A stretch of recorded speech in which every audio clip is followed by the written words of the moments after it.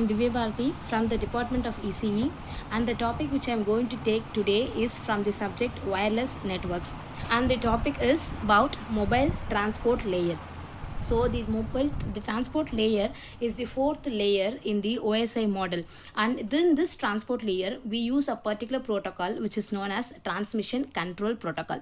So why we go for transmission control protocol? Because it is used mainly for end to end communication from one device to another.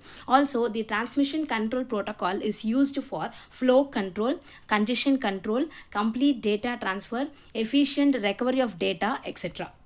So let me say the difference between flow control and congestion control.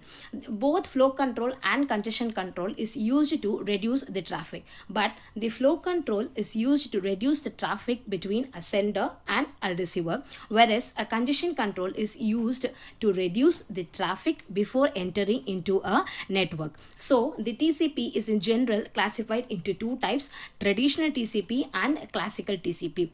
The main difference between traditional TCP and classical TCP is that the traditional TCP supports only wired network, that is fixed network, whereas the classical TCP supports both wired as well as wireless network. So now let us first see what is traditional TCP. So in traditional TCP, we'll be seeing about congestion control technique. So we know, say for example, we are sending a packet from a sender to a receiver. Once the packet is received, an acknowledgement is said to be sent. If suppose the time expires, that is, if an acknowledgement is not received, then the receiver itself will think that there is some congestion occurred. So the way the TCP reacts to congestion, that is, once it has detected that some congestion has occurred, how the way the TCP reacts is nothing but a slow start algorithm. So here I have explained the slow start algorithm. So initially what will happen is the sender's window is set to a congestion window size that is initially equal to 1. That is, the packet segment is set to be equal to 1. So I am also setting my congestion window equal to 1. So now I have sent a packet. I have received an acknowledgement. After I have received an acknowledgement, I will double the size of the congestion window, which means initially my congestion window was 1. Now 1 plus 1, that is equal to 2. So I have made my congestion window equal to 2. Again I am sending an packet. After receiving, the acknowledgement is sent. Once I have received the acknowledgement, now again I am doubling the packet size, that is the congestion window size, that is equal to 4. So first it was 1, next it was 2, then it was 4. So then again I will send a packet. After an acknowledgement has been received, now my congestion will be equal to 8. So this way it will be initially exponentially increasing till a particular value, that is nothing but the threshold value, slow start threshold value. But increasing exponentially of this value is not so applicable. So we have to start increasing it in a linear way in the sense, till now we have increased it by double, that is from 1, 2, 4, 8, etc. But after this we have going to increase it one by one. So what I'm going to do here is I will send a packet. After receiving acknowledgement, now I will say, for example, if my congestion window is equal to 1, now I will increase it to 2. Okay, fine. Again what I'm going to do, I'm going to send a packet, then I'll receive an acknowledgement. After receiving the acknowledgement, I'll increase it again by 1, that is from 2 it has to increase to 3, similarly from 3 to 4, and so on. So this will be continuously increasing to a linear fashion. After a particular time, you can see here we have reached the threshold value. After a particular time, you will be having a region over here which is called as timeout region. Timeout region is nothing but a point when the TCP identifies that one particular packet has been missing or any acknowledgement has been missing, it immediately decreases. That is nothing but the timeout region. Okay, so once it has identified, it will again retransmit the packet, as a result of which the process starts again. So from here what will happen? Again it will start exponentially till the threshold region, it will increase, and after the threshold region it will be start increasing linearly, and again after a particular timeout it will start decreasing, and the process goes on. This is nothing but the slow start mechanism or the slow start algorithm. The next thing what we are seeing with here is fast retransmit or fast recovery. So the TCP has thought that some congestion has occurred. Okay, some congestion has occurred, as a result of which I have lost my packet or acknowledgement. So what I can do is, once I have identified that some acknowledgement has been missed, immediately I will transmit the packet very fast. Okay, so this is nothing but the fast retransmit or fast recovery. So why we are not going for traditional TCP is that the main thing, as I earlier said, it is only used for wired network, whereas it is not used for wireless networks.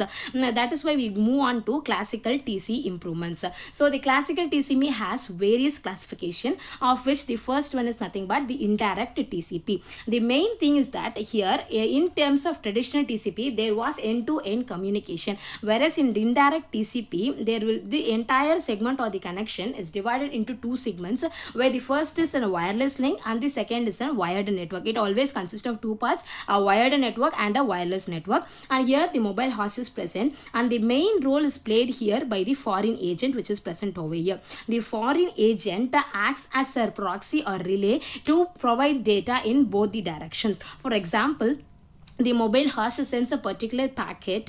Okay, after receiving the packet, the acknowledgement is sent. So the foreign agent just receives the packet and sends back the acknowledgement. At the same time, it can also process with the correspondent host. Correspondent host is one which is present at the other end. Okay, it is used to provide direction to both the directions. Okay, so similarly, the correspondent host will also send you some packet, as a result of which again the foreign agent will send an acknowledgement. Okay, see, that is the foreign agent is the main who is going to play role here, and it is going to transfer the data in both the directions. That is nothing but the indirect TCP.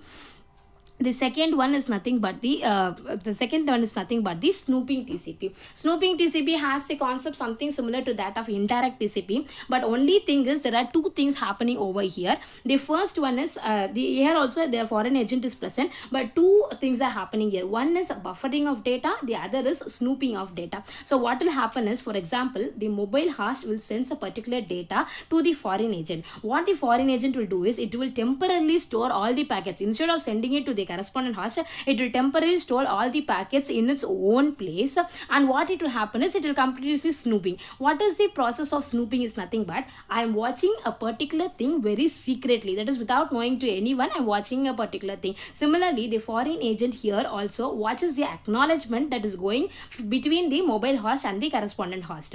So it will keep on watching continuously the acknowledgements. At the same time, it will also store all the packets in its own place. So once when it knows that some acknowledgement has been missed, without waiting for the receiver side to send the data, it will immediately send the data or the packet which is present in its own place, and the transmission will take place very easily and very fastly. This is the main advantage of snooping TCP.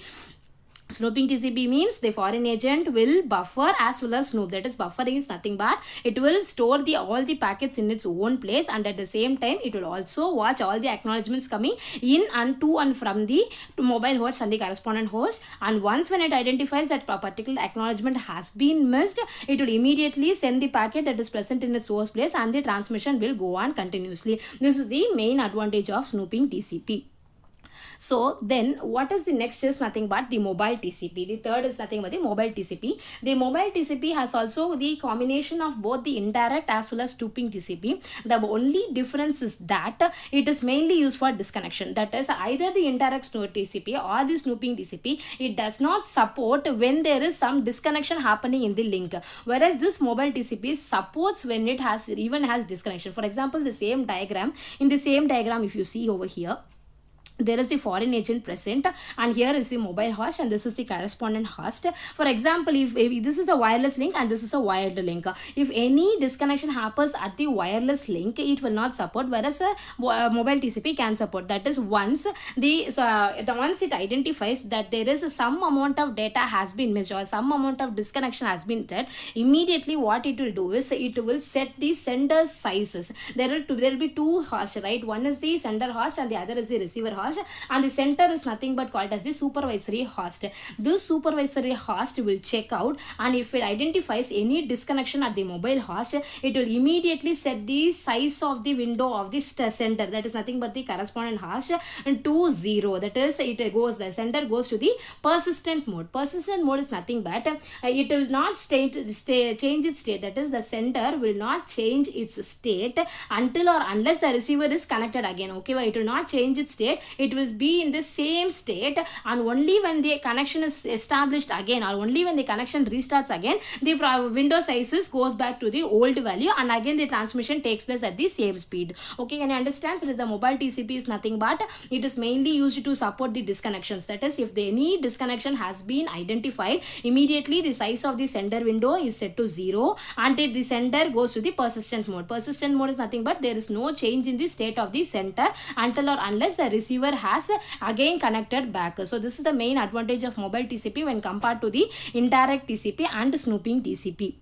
The next one is the transmission or timeout freezing. Transmission or timeout freezing is that, you know, a layer called a medium access control layer. So the MAC layer is able to identify the interruptions that happens before a connection is said to be established. So once the MAC layer identifies there is some interruption going to happen, it immediately says the TCP about the interruption that has to occur. So the TCP stops sending the data, that is, it freezes, it stops just at that particular place where it was sending, and it will stop. So once when it identifies that all the interruptions has got over, then it will again start or continue the data transfer from that particular place where it has left, which is nothing but transmission or timeout freezing. The next is nothing but the selective retransmission. You would have already studied many protocols like selective repeat protocol, go back and protocol, sliding window protocol, etc. Similarly, the selective retransmission is also one type where we will have two senders. You have one sender and another receiver. So initially you will send a packet, you will get an acknowledgement,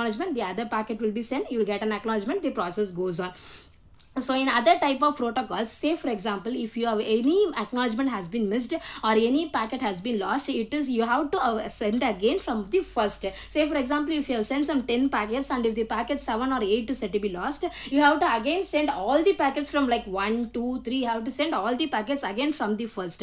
Whereas in case of selective retransmission, it is not the case. If you have identified that a particular packet, say for example 7 or is said to be lost, then it is enough if you just select only that particular packet 7 and send it again. So because of which my bandwidth is set to be reduced, my time is set to be reduced. Selective retransmission is nothing but you have to select one particular packet which is lost and you are going to retransmit only that particular packet instead of sending all the packets again. So this is nothing but selective retransmission.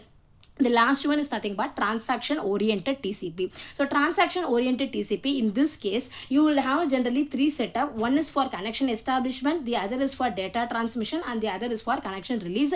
And here in this diagram you will require 7 packets in order to send one data packet, as a result of which there is overloaded. So in order to overcome this, we use the transaction oriented TCP. This transaction oriented TCP will use the user data packets itself in order to for both the connection establishment as well as connection release. So instead of using 7 packets for one particular data packet, it is enough if I use only 2 data packets. So as a result of which the overhead is said to be reduced. This is nothing but transaction oriented TCP. So this is the basic things about your transport protocol, where your TCP is classified into two types, your traditional and the classical. And under classical you will have indirect, snooping, mobile TCP, transaction oriented TCP, selective retransmission, transmission or timeout freezing TCPs, etc. Hope you would have all understood about the various transport layer protocols. Thank you.